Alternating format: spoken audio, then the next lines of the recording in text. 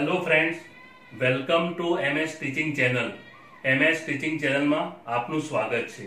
મિત્રો, પાર્ટ 1 માં મેં તમને સાદા વર્તમાનકાળમાં હકાર, નકાર અને પ્રશ્નાર્થ વાક્યોની માહિતી આપી હતી. મિત્રો, આજે પાર્ટ 2 માં આપણે સાદા વર્તમાનકાળમાં WS થી કઈ રીતે પ્રશ્ન બને એની માહિતી મેળવીશું. ચાલો મિત્રો, આપણે સાદા વર્તમાનકાળમાં WS થી પ્રશ્નો કઈ રીતે બને એની માહિતી મેળવીએ. મિત્રો, WH ક્વેશ્ચન એટલે who, what, where, when, why, which, whom, how many, how much, how long, how often વગેરેથી જે પ્રશ્ન બનાવવામાં આવે એને WH ક્વેશ્ચન કહેવામાં આવે છે. તો ચાલો મિત્રો, સૌથી પહેલા આપણે who થી માહિતી મેળવીએ. who નો અર્થ થાય છે મિત્રો કોણ. who એટલે કોણ.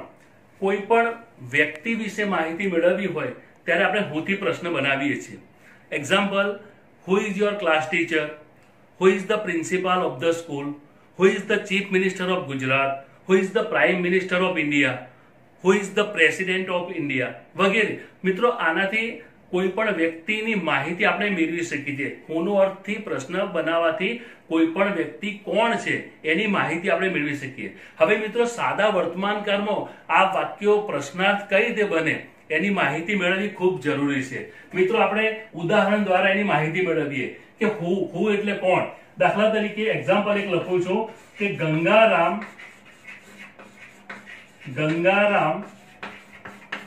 sells fruits in the market. આ એક વાક્ય મેં લખ્યું મિત્રો, Gangaram sells fruits in the market. यानी ગંગારામ માર્કેટમાં ફળો વેચે છે. હવે આને આપણે જો who થી પ્રશ્ન બનાવવો હોય તો કઈ રીતે બનાવીએ? તો મિત્રો, ફક્ત કોઈ પણ વાક્યમાં કર્તા, ક્રિયાપદ, કર્મ અને અન્ય પદ હોય છે. તો આપણે જે કર્તા જે છે કર્તાની જગ્યા પર ફક્ત જો who મૂકીએ, આગળ who મૂકી દઈએ તો વાક્ય પ્રશ્ન બને અને બાકીની વાક્ય રચના છે મિત્રો એઝ ઇટ ઇઝ રાખવાની હોય છે. તો Gangaram sells fruits in the market, આપણે એને who થી પ્રશ્ન બનાવવો હોય તો who sells fruits in the market. આ પ્રશ્ન થયો મિત્રો, who sells fruits in the market. માર્કેટમાં કોણ ફળો વેચે છે? જવાબ છે ગંગારામ. બીજું વાક્ય આપણે લઈએ, the pupils play kho-kho every Sunday. આ બીજું એક વાક્ય છે મિત્ર, the pupils play kho-kho every Sunday. यानी વિદ્યાર્થીઓ દર રવિવારે ખો-ખો રમે છે. હવે એને પ્રશ્ન બનાવવો છે મિત્ર, તો અહીંયા the pupils કર્તા છે, પ્લે એ ક્રિયાપદ છે, ખો-ખો કર્મ યાની ઓબ્જેક્ટ છે અને એવરી સન્ડે એ કાળઓરક શબ્દ છે આપેલો છે. હવે આપણે એને who થી પ્રશ્ન બનાવીએ તો the pupils છે મિત્રો, એની જગ્યા પર આપણે આગળ who મૂકી દઈએ તો who play kho-kho every Sunday પાછળ પ્રશ્ન ચિહ્ન. who play kho-kho every Sunday, દર રવિવારે કોણ ખો-ખો રમે છે? આન્સર છે the pupils. ત્રીજું એક વાક્ય આપણે લઈએ, children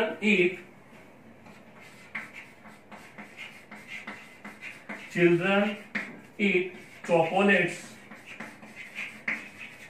daily. બાળકો દરરોજ ચોકલેટ ખાય છે. હવે આ વાક્યને આપણે who થી પ્રશ્ન બનાવવો છે તો ચિલ્ડ્રન એ કરતા છે એની જગ્યા પર મિત્રો who મૂકી દો કે who eat chocolates daily. પ્રશ્ન, દરરોજ ચોકલેટ કોણ ખાય છે? તો આ રીતે મિત્રો સાદા વર્તમાનકાળમાં કોઈ પણ વાક્ય આપેલું હોય, એફર્મેટિવ વાક્ય આપ્યું હોય, જો આપણે who થી જો પ્રશ્ન બનાવવો છે મિત્ર તો વાક્યનો જે કર્તા છે એ કર્તાની જગ્યા પર તમે આગળ who મૂકી દો, બરાબર, તો વાક્ય પ્રશ્નાર્થ બનતું હોય છે. હા, એ વસ્તુ અલગ છે કે ઘણી વખતે નકાર બનાવવું છે, તમારે જાણવું છે તો ડુ નોટ નો કે ડઝ નોટ નો પ્રયોગ કરીને પણ વાક્ય આપણે નકાર બનાવી શકીએ છીએ. દાખલા તરીકે, who does not like this video, who does not want to be happy વગેરે. તો આ રીતે મિત્રો આપણે who થી વાક્ય બનાવ્યા અને who થી એ વાક્ય બનાવવા એ બીજા બધા કરતા એકદમ સરળ છે. હવે મિત્રો, નંબર 2 વોટ. મિત્રો વોટ નો અર્થ થાય છે શું. હંમેશા કોઈ પણ વ્યક્તિ, વસ્તુ, પ્રાણી, પક્ષી કે પદાર્થની માહિતી મેળવવા માટે આપણે વોટ થી પ્રશ્ન પૂછવામાં આવે છે. હવે મિત્રો રચના જરૂરી છે. કોઈ પણ દરેક કારની અંદર WH ની જે વાક્ય રચના છે, જેને કહેવાય કન્સ્ટ્રક્શન, એ અલગ અલગ છે. અને તમને સાદા વર્તમાનકાળની વાક્ય રચના આવડતી હોય તો તમે વોટ થી પ્રશ્ન બનાવતા પણ આવડે. આપણે દાખલા તરીકે વોટ છે, હવે વોટની વાક્ય રચના શું છે આપણે પહેલા એ શીખીએ મિત્રો. તો આ રીતે છે, વોટ પ્લસ ડુ કે ડઝ. વોટ यानी वॉट આવશે, એના પછી એ ડુ કે ડઝ આવશે, પછી કર્તા यानी સબ્જેક્ટ આવશે, પછી મૂળ ક્રિયાપદ यानी વર્બ 1, અને પછી અન્ય પદ અને પછી પ્રશ્નાચિહ્ન.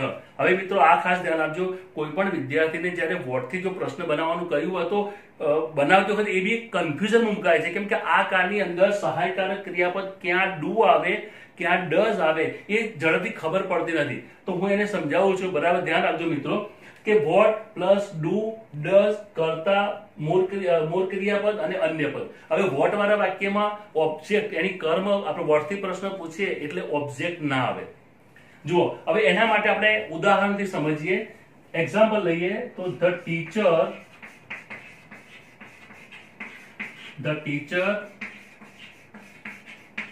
teaches maths every day. મિત્રો એક વાક્ય મેં લખ્યું છે, the teacher teaches maths every day. Simple present tense વાક્ય છે. કર્તા ત્રીજો પુરુષ એકવચન यानी થર્ડ પર્સન સિંગ્યુલર છે, એટલે ક્રિયાપદની પાછળ es પ્રત્યય લાગે. એ મેં તમને અગાઉ શીખવ્યું છે. હવે મિત્રો આ વાક્યમાં જુઓ, દરેક વાક્યમાં કર્તા, ક્રિયાપદ, કર્મ અને અન્ય પદ. ઇંગ્લિશમાં આ એક વાક્ય રચનાનો ક્રમ છે મિત્રો. આ ક્રમ આપણને ખબર હોવી જોઈએ. હવે આપણે વોટ થી પ્રશ્ન બનાવવો છે તો મિત્રો આ પ્રમાણે બનશે. પહેલા આપણે વોટ લઈશું. હવે મિત્રો ડુ મૂકવું કે ડઝ મૂકવું એ ઘણા વિદ્યાર્થીને ખબર પડતી નથી. તો એને કઈ રીતે નક્કી કરવું કે ડુ આવે કે ડઝ આવે? તો એના માટે મિત્રો સરળ રીત આ છે કે વાક્યનો જે કર્તા જે છે યાની સબ્જેક્ટ, એ સબ્જેક્ટ જો થર્ડ પર્સન સિંગ્યુલર હોય યાની ત્રીજો પુરુષ એક વચન હોય ત્યારે એ સહાયકારક ક્રિયાપદ ડઝ આવે. યાની અહીંયા ધ ટીચર એક વચન છે, ત્રીજો પુરુષ એક વચન, એટલા માટે શું આવશે? ડઝ આવશે. એટલે વોટ ડઝ, પછી કરતા આપણે લઈશું વોટ ડઝ ધ ટીચર. હવે મિત્રો કરતા મૂળ ક્રિયાપદ યાની અહીંયા ક્રિયાપદની પાછળ es પ્રત્યય લાગે છે. આ વસ્તુ ખાસ ધ્યાન આપજો કે જ્યારે પણ તમે પ્રશ્ન બનાવો ત્યારે હંમેશા ક્રિયાપદ એની મૂળ સ્થિતિમાં આવી જાય છે. યાની ટીચીસ નહીં પણ ટીચ થઈ જશે, TEACH. Vote does the teacher ટીચ અને એવરી ડે. આ જે છે મેથ્સ, આ કર્મ છે, આ એનો જવાબ છે. એટલે આ પ્રશ્ન જવાબ બની ગયો કે what does the teacher teach every day. શિક્ષક દરરોજ શું ભણાવે છે? બીજું વાક્ય લઈએ, girls bring bicycle daily. Girls યાની છોકરીઓ દરરોજ સાયકલ લાવે છે. બ્રિંગ એટલે લાવવું.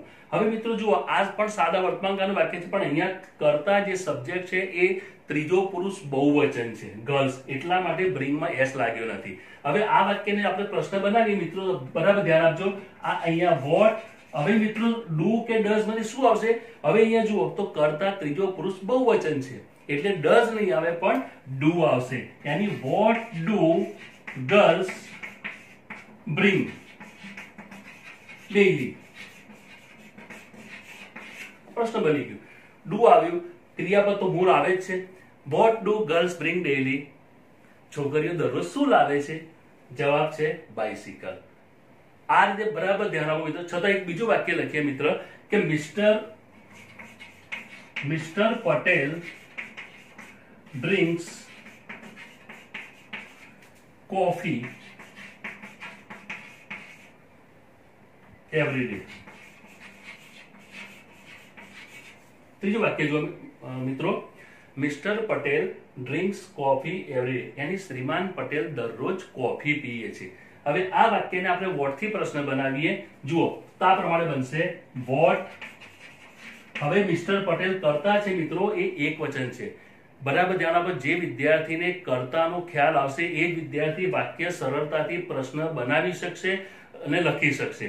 કર્તા ખાસ તમારે જોવાનો છે. કર્તા ત્રીજો પુરુષ એક વચન. વોટ તો અહીંયા ડઝ આવશે. વોટ ડઝ મિસ્ટર પટેલ અને ડ્રિંક, એસ નીકળી જશે, ડ્રિંક એવરી ડે. પાછળ પ્રશ્નાચિહ્ન, એનો જવાબ છે કોફી. યાની what does mister Patel drink every day, શ્રીમાન પટેલ દરરોજ શું પીએ છે. તો આ રીતે મિત્રો બરાબર ધ્યાન આપજો. પરીક્ષામાં બી અવારનવાર ઘણી વખતે આપણે વોટ થી પ્રશ્ન બનાવીએ છીએ, ઘણી વખતે તો એમાં ભૂલ પડતી હોય છે. તો સૌથી પહેલા મિત્રો જ્યારે પણ વોટ થી પ્રશ્ન બનાવો છે તો સૌથી પહેલા વાક્ય કયા કાળનું છે એ પહેલું ધ્યાન આપો. કેમ કે જે 12 કાળ છે એમાંથી વાક્ય તો અલગ અલગ કાળનું હોઈ શકે મિત્રો. બધા વાક્યો વોટ થી આ રચના સરખી નથી. બધા કાળની વાક્ય રચના અલગ અલગ છે, એ ખાસ ધ્યાન આપજો. સાદા વર્તમાનકાળની અલગ છે, ચાલુ વર્તમાનકાળની અલગ છે, પૂર્ણ વર્તમાનકાળની અલગ છે, ચાલુ પૂર્ણ વર્તમાનકાળમાં અલગ છે, સાદો ભૂતકાળ, ચાલુ ભૂતકાળ, પૂર્ણ ભૂતકાળ, ભવિષ્યકાળ, ચાલુ, એમ દરેક કાળની રચના અલગ અલગ છે. તો આપણને ખાસ ધ્યાન આપવાનું કે કયા કાળની વાક્ય રચના કઈ છે. ફક્ત તમારે મિત્રો વાક્ય રચના જ યાદ રાખવાની છે. વાક્ય રચના તમને યાદ રહેશે તો તમે સરળતાથી પ્રશ્ન બનાવી શકશો અને સરળતાથી પ્રશ્ન પૂછી પણ શકશો. સપોઝ માની લો કે હું તમને પૂછું કે what do you do every day, દરરોજ તમે શું કરો છો. What do you drink in the morning every day, સવારમાં શું પીવો છો. તો મિત્રો મને ખ્યાલ હોવો જોઈએ કે ભાઈ મારે વોટ પછી બહુવચન કરતા છે તો વોટ ડુ યુ ડુ, તો ત્યાં ડુ લાગે. અથવા તો મારે સપોઝ બોલનાર અને સાંભળનાર સિવાય કોઈ ત્રીજી વ્યક્તિની પૂછવું છે કે what does she drink in the morning every day, તે તેની દરરોજ સવારમાં શું પીએ છે. ઓકે, તો આ પ્રમાણે મેં વાક્યો બનાવ્યા મિત્રો. આ વાક્યો તમે બીજા પણ પ્રેક્ટિસ જાતે કરી શકો છો. ફક્ત તમારે આ વાક્ય રચના યાદ રાખવાની મિત્રો. આ વાક્ય રચના પ્રમાણે જો તમે પ્રશ્નાર્થ બનાવશો તો ક્યારેય પણ તમારે પ્રશ્નાર્થ આગે બનાવવામાં ભૂલ નહીં પડે. બરાબર. હવે મિત્ર ત્રીજો પ્રશ્ન સૂચક શબ્દ છે વેર, જેનો અર્થ થાય છે ક્યાં. મિત્રો વેર એટલે ક્યાં, યાની કોઈ પણ વ્યક્તિ યા વસ્તુ યા પ્રાણી કે પક્ષી નું સ્થાન જાણવાની માહિતી મેળવવા માટે સ્થાનની માહિતી મેળવવા માટે વેરથી પ્રશ્ન પૂછવામાં આવે છે. વેરનો અર્થ થાય છે ક્યાં, યાની કોઈ પણ વ્યક્તિ ક્યાં છે, કોઈ પ્રાણી, કોઈ પક્ષી, કોઈ વસ્તુ ક્યાં છે એ જાણવા માટે પણ આપણે વેરથી પ્રશ્ન બનાવીએ છીએ. તો સૌથી પહેલા ફરીથી જેમ વોટની બનાવી એમ મિત્રો વેરની પણ વાક્ય રચના છે આ રીતે. વેર પ્લસ ડુ અથવા ડઝ, પછી કર્તા, પછી મૂળ ક્રિયાપદ, અન્ય પદ હોય તો ઠીક છે મિત્રો, ન હોય તો કોઈ વાંધો નથી, પાછળ પ્રશ્નાચિહ્ન. આ જે છે એ વેરની રચના છે. વેર પ્લસ ડુ ડઝ કર્તા અને મૂળ ક્રિયાપદ. કોઈક વાર અન્ય પદ હોય પણ ખરું, કોઈક વાર અન્ય પદ ના પણ હોય, પણ આ પ્રમાણે આ છે એની રચના. હવે મિત્રો આ જે વાક્ય છે આપણે એને એક્ઝામ્પલ દ્વારા સમજીએ. Suppose example, the students sit in the library daily. મિત્રો આ એક વાક્ય લખ્યું, the students sit in the library daily, યાની વિદ્યાર્થીઓ પુસ્તકાલયમાં દરરોજ બેસે છે. હવે અહીંયા જુઓ મિત્રમાં, ધ સ્ટુડન્ટ્સ સબ્જેક્ટ કર્તા છે, sit બેસવું ક્રિયાપદ છે, ઇન ધ લાઇબ્રેરી બરાબર છે. આ જે છે એ સ્થળ દર્શક શબ્દ છે, પ્લેસ દર્શક, જેને પ્લેસ બતાવે છે બરાબર, અને આ અન્ય કારોરક શબ્દ છે. હવે આ વાક્યને આપણે એને પ્રશ્નાર્થ બનાવીશું. આ પ્રમાણે બનશે. તો વેર, હવે મિત્ર ડુ આવે કે ડઝ આવે એ બરાબર તમે જેમ વોટમાં શીખવાડ્યું એ જ નિયમ, બધામાં એક જ નિયમ છે. કર્તા એક વચન હોય તો ડઝ મુકાય, અને જો કર્તા બહુવચન હોય અથવા ક્યારેક સર્વનામ બી હોય છે મિત્ર, આઈ, વી, યુ અને ધે. જો આ સર્વનામ હોય તો પણ ડુ આવે, એ વાત ભૂલશો નહીં. એટલે અહીંયા સબ્જેક્ટ જે છે એ ત્રીજો પુરુષ બહુવચન છે કરતા, એટલે અહીંયા આવશે do. Where do the students sit daily. sit daily પાછળ પ્રશ્નાચિહ્ન, यानी વિદ્યાર્થીઓ દરરોજ ક્યાં બેસે છે? તો આ એનો જવાબ છે ઇન ધ લાઇબ્રેરી, यानी પુસ્તકાલયમાં. ચલો બીજું એક વાક્ય લઈએ. she goes to school every day. હવે એક સર્વનામથી વાક્ય મેં લીધું મિત્રો. C goes to school every day, yani તેણી દરરોજ શાળાએ જાય છે. હવે આ વાક્ય આપણે એને પ્રશ્નાર્થ બનાવીએ વેર થી, તો મિત્રો સરળતાથી ખબર પડે અહીંયા કે વેર, હવે સી છે એ ત્રીજો પુરુષ એક વચન સર્વનામ છે, તો માટે ડઝ આવશે, yani વેર ડઝ સી. અને ગોઝ નહીં આવે પણ મૂળ ક્રિયાપદ થઈ જશે ગો, અને એવરી ડે. એવરી ડે પ્રશ્નાચિહ્ન. જો where does she go every day, તેની દરરોજ ક્યાં જાય છે? જવાબ છે શાળાએ.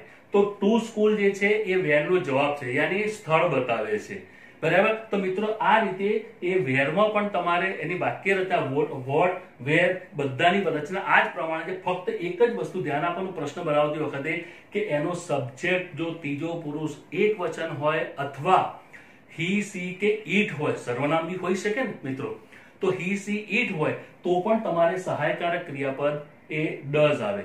અને જો કરતા આઈ વી યુ અને દે આ સર્વનામમાંથી હોય અથવા એ સિવાય કોઈ બહુવચન નામ હોય, પીપલ હોય, સ્ટુડન્ટ્સ હોય, પ્યુપિલ્સ હોય, બોયઝ હોય, ગર્લ્સ હોય, બહુવચન, તો એની સાથે સહાયકારક ક્રિયાપદ ડુ આવે છે. તો આ બંને વાક્યો પરથી આપણને ખબર પડે છે કે અહીંયા ધ સ્ટુડન્ટ્સ જે છે એ બહુવચન કરતા છે, જ્યારે સી જે છે એ સર્વનામ છે, થર્ડ પર્સન સિંગ્યુલર સર્વનામ છે, એટલે અહીંયા ડુ આવ્યું, જ્યારે અહીંયા ડઝ આવ્યું મિત્રો. તો આ રીતે એ વેરથી પણ પ્રશ્ન બને છે. હવે આપણે મિત્રો હુ, વોટ અને વેર ની પ્રશ્નાર્થ રચના શીખ્યા. હવે આપણે વેન થી શીખીશું. વેન નો અર્થ થાય છે ક્યારે. મિત્રો વેન ક્યારે વપરાય? કે જ્યારે કોઈ પણ કર્તાની ક્રિયાનો સમય જાણવા માટે વેન વાપરવામાં આવે છે. વેન એટલે ક્યારે, yani કોઈ પણ વ્યક્તિ કેટલો સમય અથવા તો ક્યારે કયું કાર્ય કરે છે એ જાણવા માટે આપણે વેન થી પ્રશ્ન પૂછીએ છીએ. સૌથી પહેલા આપણે એની રચના લખીશું. વેન, એની સાથે સહાયકારક આવશે ડુ કે ડઝ, ડુ કે ડઝ, પછી કર્તા, મૂળ ક્રિયાપદ ને કર્તા, આ વેનની રચના છે. વેન, ડુ કે ડઝ, બરાબર. પછી કર્તા, મૂળ ક્રિયાપદ અને પછી મિત્રો આવશે કર્મ જો હોય તો, અને પાછળ પ્રશ્નાર્થ ચિહ્ન. આ એની રચના છે મિત્રો. આ રચના તમારે યાદ રાખવી પડે. હવે આપણે એને એક્ઝામ્પલ દ્વારા સમજીએ. દાખલા તરીકે એક્ઝામ્પલ એક લઈએ. ધ પ્રિન્સિપાલ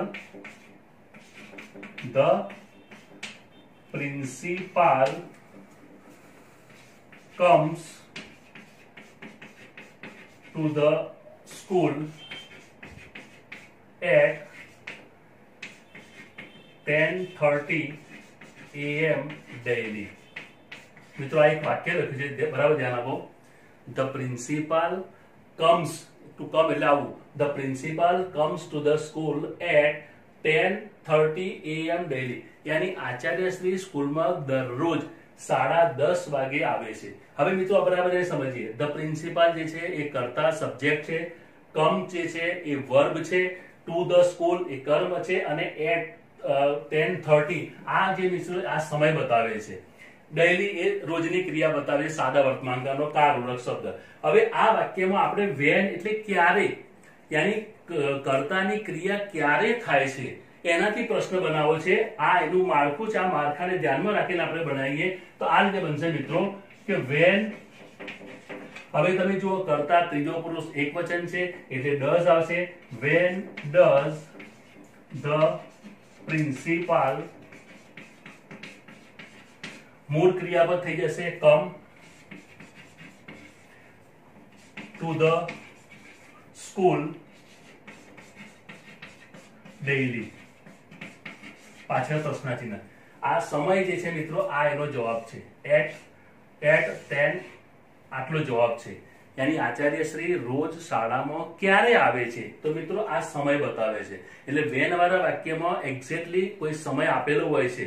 એ આ રીતે વાક્ય પ્રશ્નાર્થ બન્યું. બરાબર છે. ચલો એક બીજું વાક્ય છે મિત્રો, આપણે એ લઈએ કે દાખલા તરીકે Geeta drinks tea in the morning.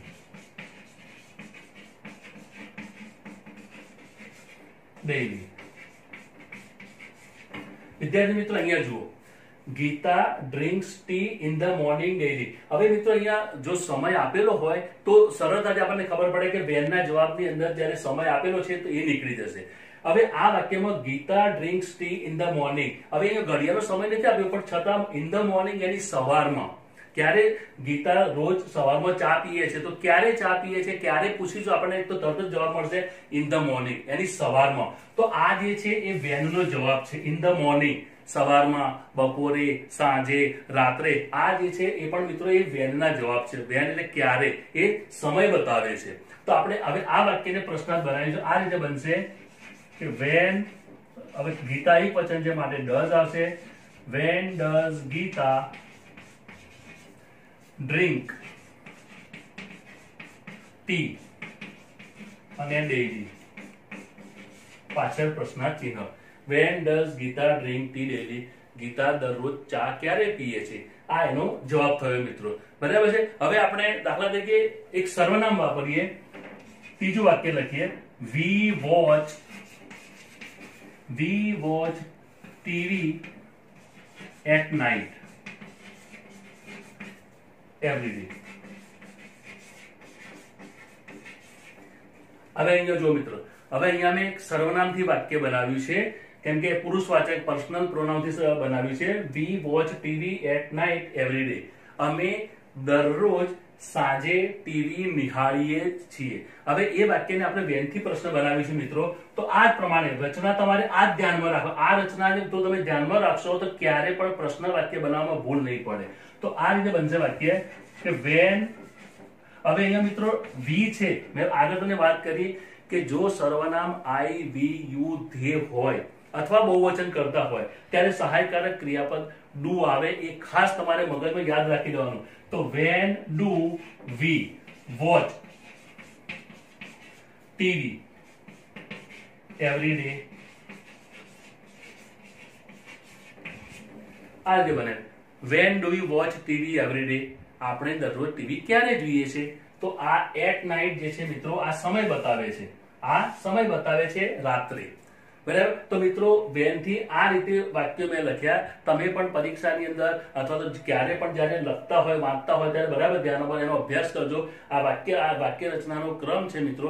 આ રીતે જો તમે આ વાક્ય રચના બરાબર ધ્યાન આપશો તો પછી કોઈ પણ વાક્ય એક્સરસાઇઝ જયારે કરવા બેસશો બરાબર, તો એ વાક્ય તમે સરળતાથી પ્રશ્ન બનાવી શકશો. હવે આગળ છે પછીનો પ્રશ્ન સૂચક શબ્દ છે વાય. મિત્રો વાય નો અર્થ થાય છે શા માટે. વાય નો અર્થ થાય છે મિત્રો શા માટે. યાની કોઈ પણ ઘટનાનું, જરા જો, કોઈ પણ ઘટનાનું કારણ, કોઈ પણ ઘટનાનું કારણ જાણવા માટે વોટ થી પ્રશ્ન, કોઈ પણ ઘટનાનું કારણ જાણવા માટે એ વાય થી પ્રશ્ન પૂછવામાં આવે છે.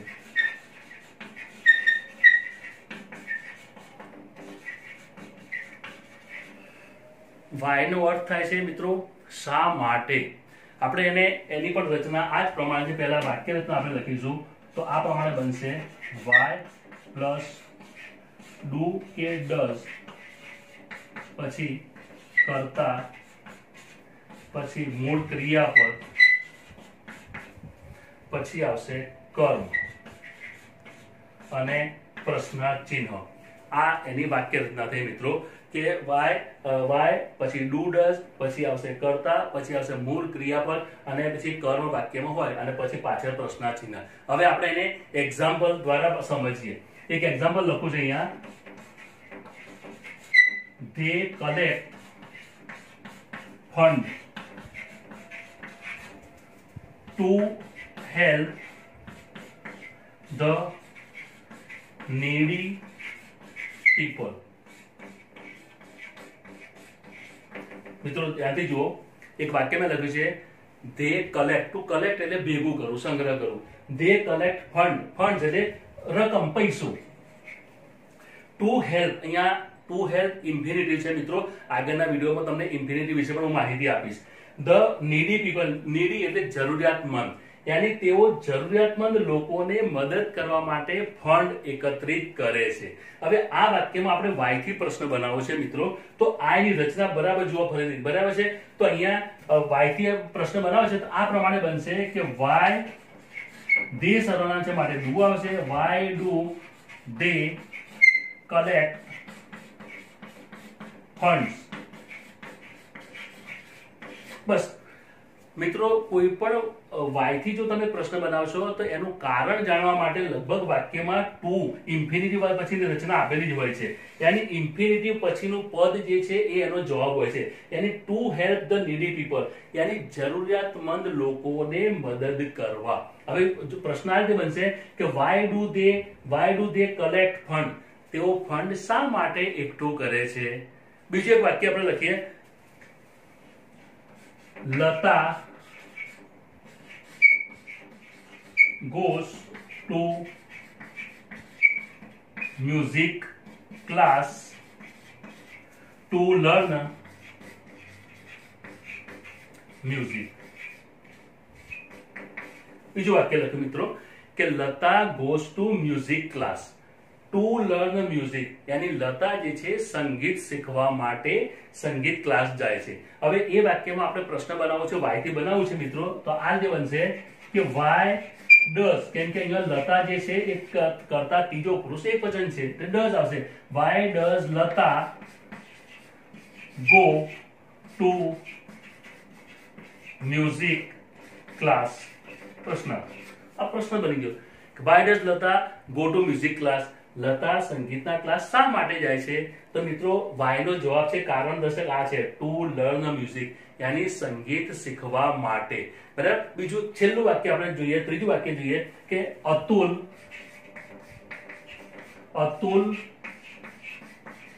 Works hard two pass GPSC exam.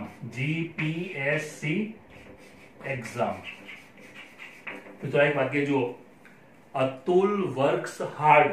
Hard એટલે સખત, યાની અતુલ સખત મહેનત કરે છે. શા માટે? ટુ પાસ, યાની પસાર કરવા, ઉત્તીર્ણ થવા માટે. જીપીએસસી એક્ઝામ, યાની જીપીએસસી ની પરીક્ષા પાસ કરવા માટે અતુલ જે છે એ સખત મહેનત કરે છે. હવે આ વાક્યને પણ આપણે જો વાય થી જો પ્રશ્ન બનાવવો છે મિત્રો તો આ રીતે બનશે. તો એક વચન કરતા અતુલ છે એટલે કે why does Atul work hard. પ્રશ્ન ચિહ્ન, આ એનો જવાબ છે ટુ પાસ જીપીએસસી એક્ઝામ. મિત્રો એક વસ્તુ ધ્યાન આપજો, જ્યારે પણ જો તમે કરતા એક વચન હોય અને તમે ડઝ મૂક્યું પણ ખરું, તો એનું જે ક્રિયાપદ છે મિત્રો એ મૂળ સ્થિતિમાં મૂકવાનું ભૂલતા નહીં. ઘણી વખત વિદ્યાર્થી ઉતાવળથી ડઝ લખી દે છે પણ અહીંયા ક્રિયાપદનો તો પાછો પ્રત્યય લગાવે જ છે મિત્રો. તો એના કારણે ઘણી વખત પરીક્ષામાં જો આ પ્રમાણે જો તમે લખો મિત્રો તો પરીક્ષક જે છે, એક્ઝામિનર જે છે એ એના પર રાઉન્ડ કરીને તમારા માર્ક્સ કાપી શકે છે. તો જે વસ્તુ તમારે આ ધ્યાન આપવાની છે કે ડુ હશે તો મૂળ ક્રિયાપદ આવશે, પણ જો ડઝ આવતું હશે મિત્રો તો હંમેશા ક્રિયાપદ એની મૂળ સ્થિતિમાં આવી જાય છે. આટલી વસ્તુ તમે બરાબર ધ્યાન આપજો. હજુ મિત્રો આના પછી આપણે વિચ થી પ્રશ્ન, હોમ થી પ્રશ્ન, હાઉ થી પ્રશ્ન, હાઉ મેની થી પ્રશ્ન, હાઉ મચ થી પ્રશ્ન, હાઉ ફાર થી પ્રશ્ન, હાઉ લોંગ થી પ્રશ્ન એ આપણે શીખવાના બાકી છે. એ મિત્રો હવે પછીના વિડીયોમાં આપણે એ પ્રશ્ન સૂચક શબ્દથી આપણે એ શીખીશું.